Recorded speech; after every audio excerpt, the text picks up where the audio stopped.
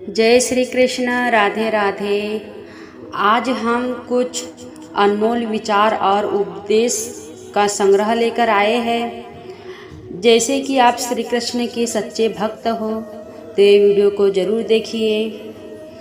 भगवान श्री कृष्ण को प्रेम के देवता के रूप में जाना जाता है और जो भी भक्त पूरी श्रद्धा के साथ भगवान श्री कृष्ण की सेवा करता है, भगवान श्री कृष्ण के आशीर्वाद से उसे संसार के हर सुख प्राप्त होते हैं।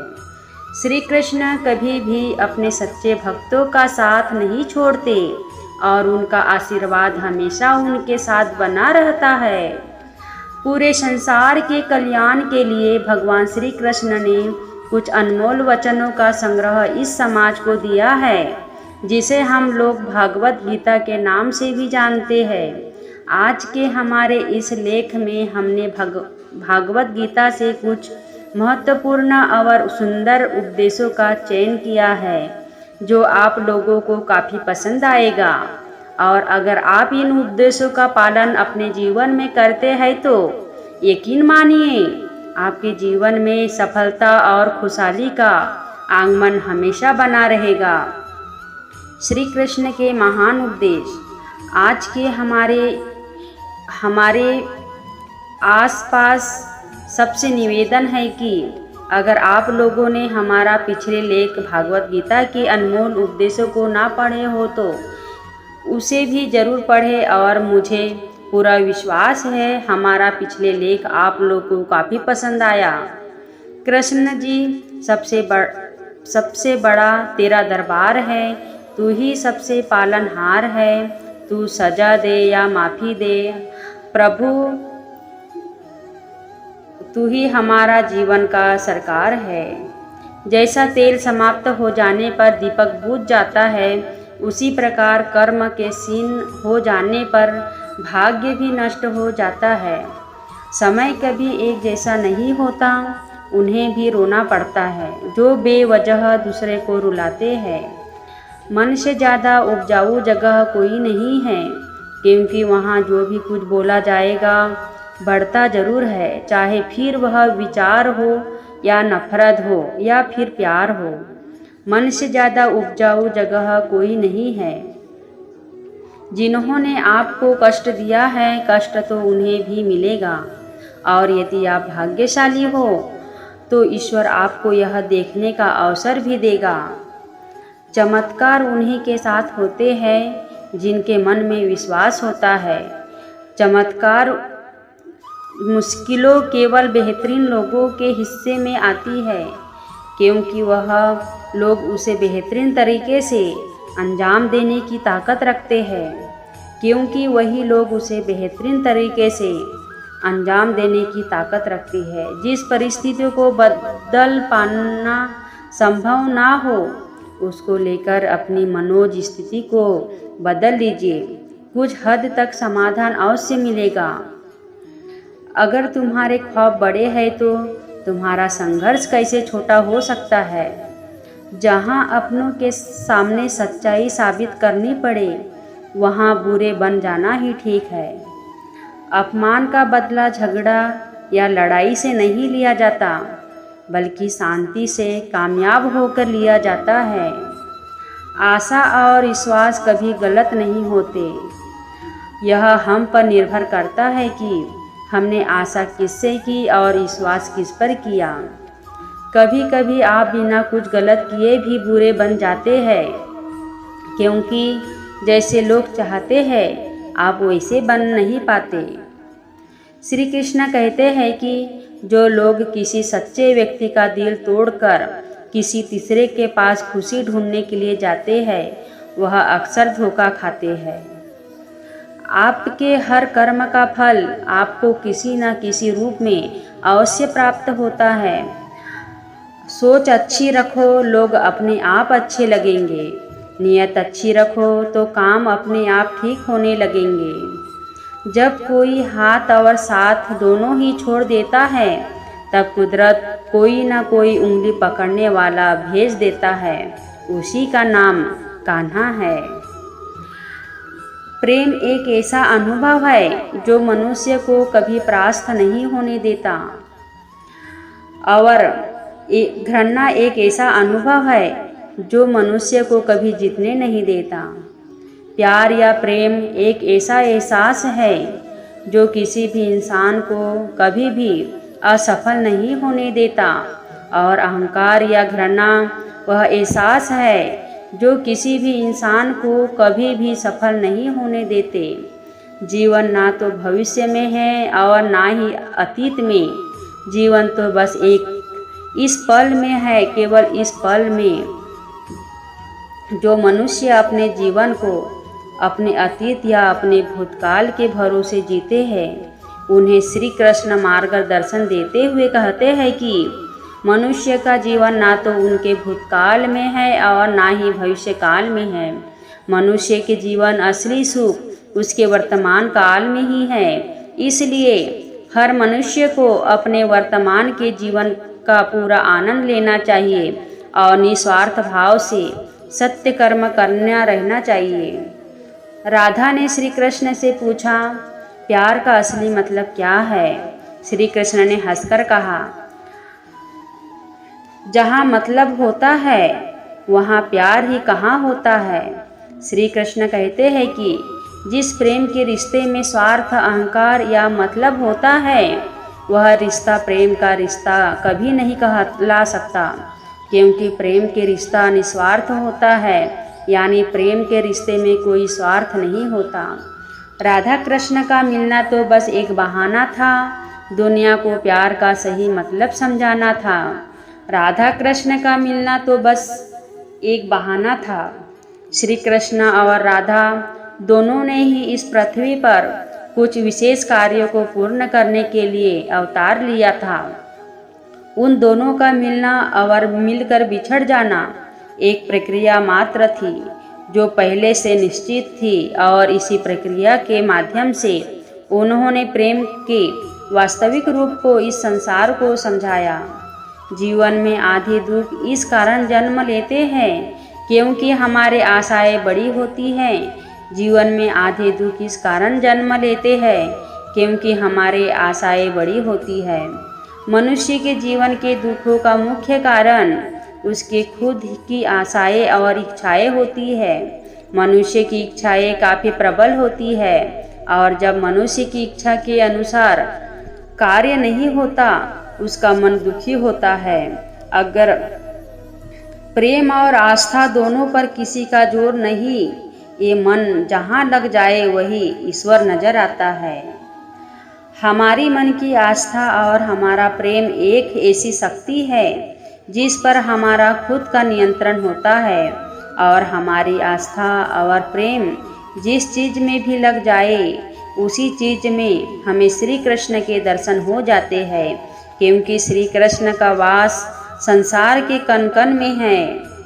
अहंकार करने पर इस संसार की प्रतिष्ठा, वश, वैभव तीनों ही चले जाते हैं। अहंकार करने पर इंसान की प्रतिष्ठा, जिस मनुष्य के मन में अहंकार का वास होता है, उस मनुष्य के जीवन में उसकी प्रतिष्ठा, उसका वश और उसका वैभव तीनों समाप्त होते चले जाते हैं। अहंकार मत कर, किसी को कुछ भी देकर क्या पता तू दे रहा है या पिछले जन्म का कर्जा चुका रहा है। जीवन में कभी भी दान देते समय मनुष्य को अहंकार नहीं करना चाहिए, क्योंकि हो सकता है जिसे वो दान दे रहा है उसे दान देकर वो अपने पिछले जन्म का कर्जा चुका रहा है। बुरे कर्म करने नहीं पड़ते, हो जाते हैं, और अच्छे कर्म होते नहीं, करने पड़ते हैं। बुरे कर्म, मनुष्य को बुरे कर्म करने की आवश्यकता नहीं होती, बुरे कर्म खुद ही हो जाते हैं, पर अच्छे कर्म खुद से नहीं होते। मनुष्य को अच्छे कर्म स्वयं अपनी इच्छा से करने पड़ते हैं, तभी उसका जीवन सफल हो जाता है। जब आप प्रभु के साथ जुड़ जाओगे तो आपकी परीक्षा आरंभ हो जाएगी। जब आप प्रभु के साथ जुड़ जाओगे तो सदियों से ईश्वर अपने भक्तों की परीक्षा लेता आया है, और इस परीक्षा के दौरान ईश्वर अपने भक्तों को अनेक प्रकार के कष्टों से सामना करवाता है। सामान्य मनुष्य इन कष्ट और दुखों को भगवान की पीड़ा समझकर भगवान से मुंह मोड़ लेता है, तो दूसरी तरफ सच्चे भक्त प्रभु का आशीर्वाद समझकर इन कष्टों का सामना करते हैं। जीवन में समय चाहे जैसा भी हो, परिवार के साथ रहो। जीवन में सुख हो तो बढ़ जाता है और दुख हो तो बढ़ जाता है।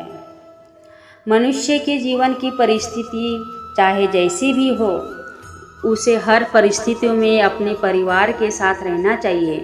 अगर उसके जीवन में सुख हो तो परिवार के साथ सुख और दुख बढ़ जाएगा, और उसके जीवन में अगर दुख हो तो उसके परिवार के सहारे से वो दुख कम हो जाएगा। स्वार्थ से रिश्ते बनाने की कितनी भी कोशिश करे, वो कभी नहीं बनते। वो और प्रेम से बने रिश्ते को कितना भी तोड़ने की कोशिश करे, वो कभी नहीं टूटते। श्री कृष्ण कहते हैं कि जिस रिश्ते की शुरुआत स्वार्थ से हो, वह रिश्ता कभी सफल नहीं हो पाता, और जिस रिश्ते की शुरुआत प्रेम से हो, उस रिश्ते को दुनिया की कोई भी ताकत तोड़ नहीं सकती।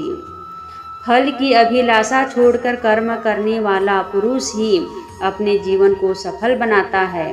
फल की अभिलाषा जिस मनुष्य का अटूट विश्वास अपने कर्मों पर होता है, और जो मनुष्य अपने कर्मों पर सदा अडिग रहता है, वह मनुष्य जीवन में सफल हो पाता है। और जो मनुष्य सिर्फ फल की चिंता करता है और कर्म नहीं करता, उसे जीवन में सिर्फ असफलता ही प्राप्त होती है। अगर व्यक्ति शिक्षा से पहले संस्कार, व्यापार से पहले व्यवहार, और अगर व्यक्ति भगवान से पहले माता पिता को पहचान ले, तो जिंदगी में कभी कोई कठिनाई नहीं आएगी। अगर मनुष्य शिक्षा प्राप्त करने से पहले अच्छे संस्कार प्राप्त करे, व्यापार करने से पहले अच्छा व्यवहार सीखे, और ईश्वर को पहचानने से पहले अपने माता पिता को पहचान ले, तो उस मनुष्य के जीवन में कभी भी कोई कठिनाई नहीं आती है। वह जो सभी इच्छाएं त्याग देता है, मैं और मेरा की लालसा तथा भावना से मुक्त हो जाता है, उसे शांति प्राप्त होती है। वह जो भी सभी इच्छाएं त्याग देता है और जिस मनुष्य के मन में मैं या मेरा या अहंकार का भाव समाप्त हो जाता है, और जिसके मन में सांसारिक मोह माया की लालसा समाप्त हो जाती है, वह मनुष्य अंत में परम परमात्मा की शरण को प्राप्त करता है। हर कीमती चीज को उठाने के लिए झुकना ही पड़ता है। माँ और पिता का आशीर्वाद भी कृष्ण हर कीमती चीज को उठाने के लिए झुकना ही पड़ता है। माँ और पिता का आशीर्वाद भी इनमें से एक है। श्री कृष्ण कहते हैं कि जैसे हर कीमती वस्तु को उठाने के लिए मनुष्य को झुकना पड़ता है, ठीक उसी प्रकार माता पिता के आशीर्वाद को प्राप्त करने के लिए भी मनुष्य को झुकना ही पड़ता है, क्योंकि माता पिता का आशीर्वाद इस संसार में सबसे ज़्यादा कीमती होता है। खाली हाथ आए, खाली हाथ वापस चले जाओगे। आज तुम्हारा है, कल किसी और का था। आज तुम्हारा है, कल किसी और का था, परसों किसी और का होगा। तुम जिसे अपना समझकर मगन हो रहे हो, बस यही प्रसन्नता तुम्हारे दुखों का कारण है। मनुष्य की मन की इच्छा और सांसारिक सुख की मोह माया ही उसके दुखों का असली कारण होती है। मनुष्य इस बात को नहीं समझता कि वह इस संसार में खाली हाथ आया था और उसे इस संसार से खाली हाथ ही जाना है। इसलिए जिस वस्तु को वह हमेशा अपना समझकर खुश होता है, वही उसके दुखों का असली कारण होता है, क्योंकि जो आज उसका है वह कल किसी और का हो जाएगा। प्यार और तकदीर कभी साथ नहीं चलते, क्योंकि जो तकदीर में होते हैं उनसे कभी प्यार नहीं होता। प्यार और तकदीर, प्रेम और किस्मत कभी साथ नहीं चल सकते, क्योंकि हमारे किस्मत में जो होता है उससे हमें प्रेम नहीं होता, और हम जिससे प्रेम करते हैं वो हमारी किस्मत में नहीं होता। यह प्रभु की माया है। क्रोध की अवस्था में भ्रम जन्म लेता है। भ्रम बुद्धि को नष्ट कर देती है। क्रोध की अवस्था में भ्रम जन्म लेता है। मनुष्य का क्रोध ही इस संसार में उसका सबसे बड़ा शत्रु होता है, क्योंकि जब भी मनुष्य क्रोध की अवस्था में होता है तब उसके मन में भ्रम का जन्म होता है, और हमारा भ्रम हमारी बुद्धि का नाश कर देता है, और हमारे बुद्धि का नाश होते ही हमारा भी नाश होना निश्चित होता है। मनुष्य का जीवन केवल उसके कर्मों पर चलता है। कृष्ण, मनुष्य का जीवन केवल उसके कर्मों पर चलता है। हमारा जीवन केवल हमारे कर्मों के बल पर ही चलता है। जैसे हमारे कर्म होंगे हमारा जीवन भी वैसा ही होगा। तुम उसके लिए शोक करते हो जो शोक करने की योग्य नहीं है। तुम उसके लिए शोक करते हो जो शोक करने के योग्य नहीं है। बुद्धिमान व्यक्ति न जीवित और न ही मृत व्यक्ति के लिए शोक करते हैं। श्री कृष्ण कहते हैं कि जो मनुष्य शोक के योग्य नहीं होता उसके बारे में शोक करने के हमें कुछ प्राप्त नहीं होगा। श्रेष्ठ और बुद्धिमान मनुष्य वही होता है जो जीवित और मृत व्यक्तियों के लिए शोक नहीं करता। जिसके मन के अंदर शांति होती है उस मनुष्य से ज़्यादा धनवान जिसके मन के अंदर शांति है इस संसार में कोई नहीं होता। जब आपके जीवन के चारों ओर हताशा और निराशा हो, जब दुखों ने आपको हर जगह से घेर रखा हो, तब आप सच्चे मन से कृष्ण जी के नाम का दीपक जलाना और अपना सब हाल श्री कृष्ण को सुना देना। श्री कृष्ण स्वयं आपके सब दुख हरने आएंगे। महान व्यक्ति वो नहीं होता जो धनवान हो, बल्कि महान व्यक्ति वह होता है जो महान व्यक्ति कभी किसी का अपमान नहीं करता और ना ही खुद का अपमान कभी सहता है। यदि आप किसी के साथ मित्रता नहीं कर सकते तो उसके साथ शत्रुता भी नहीं करना चाहिए।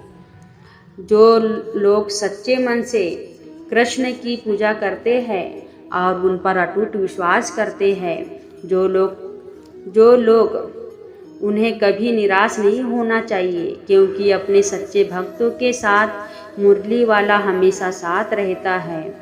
जो मन को नियंत्रित नहीं करते उनके लिए वह शत्रु के साथ समान कार्य करता है। जिस मनुष्य का मन उसके नियंत्रण में नहीं होता, ऐसे मनुष्य का मन उसके शत्रु के समान काम करता है और हमेशा उसके दुखों का कारण बनता है।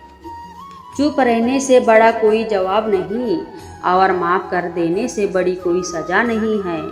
चुप श्री कृष्ण जी कहते हैं, जिस व्यक्ति को आपकी कद्र नहीं उसके साथ खड़े रहने से अच्छा है आप अकेले रहो। श्री कृष्ण कहते हैं, जो मनुष्य आपकी कदर नहीं करता और ना ही आपका सम्मान करता है, ऐसे मनुष्य के साथ रहने से अच्छा है कि आप संसार में अकेले रहो। बिना श्री कृष्ण के इस संसार में सब कुछ व्यर्थ है। हम शब्द है श्री कृष्ण के और वे स्वयं हमारे शब्दों के अर्थ है। जिस व्यक्ति के पास संतुष्ट नहीं है उसे कितना भी मिल जाए वह असंतुष्ट ही रहेगा। जो मनुष्य अपने जीवन में धन दौलत ऐश्वर्य और प्रसिद्धि को हासिल करता है परंतु संतुष्ट को हासिल नहीं कर पाता, ऐसे मनुष्य जीवन भर दुखी रहता है। और जो मनुष्य थोड़े से समाधान में भी संतुष्ट हो जाता है वो मनुष्य जीवन भर सुखी रहता है। जो मनुष्य अपने जीवन में गीता का सच्चे मन से अध्ययन करता है वो मनुष्य संसार के मोह माया और बंधनों से मुक्त होकर आध्यात्मिक आनंद का आशीर्वाद पाता है। अतः काल में जो मनुष्य मेरा स्मरण करते हैं देह त्याग करता है वह मेरी शरण में आता है। इसलिए मनुष्य को चाहिए कि अंतकाल में मेरा चिंतन करे। जो भी मनुष्य अपने जीवन के अंतिम समय में मेरा स्मरण करते हुए अपने देह का त्याग करेगा, वो मनुष्य मेरे शरण में आता है और जीवन की मोह माया से मुक्ति प्राप्त करके मोक्ष की प्राप्ति करती है। मनुष्य अपने सच्चे हृदय से जो दान दे सकता है वह अपने हाथों से नहीं दे सकता। मनुष्य अपने सच्चे हृदय से मौन रहकर हम जो कह सकते हैं वह अपने शब्दों से नहीं कह सकते। इस संसार में मनुष्य किसी भी रूप में बड़ा नहीं होता, बल्कि मनुष्य के पीछे जो ताकत खड़ी होती है वो ज़्यादा बड़ी होती है। जिंदगी में सदैव अवसरों का आनंद लेना चाहिए, लेकिन किसी के भरोसे को तोड़कर नहीं। इस संसार में भरोसा और विश्वास ही ऐसा चीज़ है जिन्हें प्राप्त करने में मनुष्य को वर्षों का समय लगता है और फिर भी कई मनुष्य को यह प्राप्त नहीं हो पाता। इसलिए श्री कृष्ण कहते हैं कि जीवन में किसी का भी भरोसा तोड़कर किसी अवसर को प्राप्त करके उसका सुख नहीं भोगना चाहिए। अगर आप जीवन में असफल होते हैं तो आपको दोबारा प्रयास करने में कभी नहीं घबराना। अगर आप जीवन में असफल होते हैं तो आपको दोबारा प्रयास करने में कभी नहीं घबराना चाहिए, क्योंकि जब आप दोबारा प्रयास करते हैं तो आपकी शुरुआत सुनने से नहीं बल्कि आपके अनुभव से होती है। जो हुआ वह अच्छा हुआ, जो हो रहा है वह अच्छा हो रहा है, जो होगा वह भी अच्छा ही होगा।